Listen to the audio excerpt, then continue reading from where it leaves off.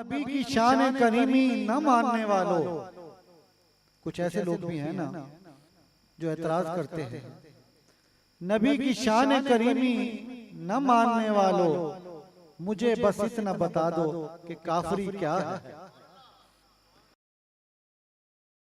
सल्लल्लाहु अलैहि या रसूल अल्लाह वसल्लम अलैका या हबीब अल्लाह। अदब ये है कि जहाँ पे उनका नाम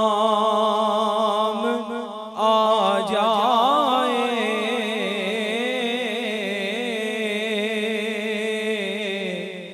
तो सब लबों पे दरूदो सलाम आ जाए। और काश तैबा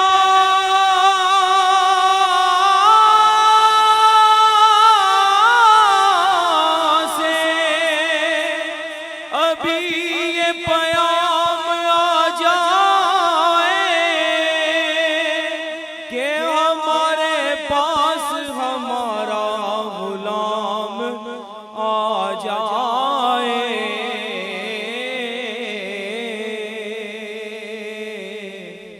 हमारे पास हमारा गुलाम आ जाए। पढ़िए सल्लल्लाहु अलैहि या रसूल अल्लाह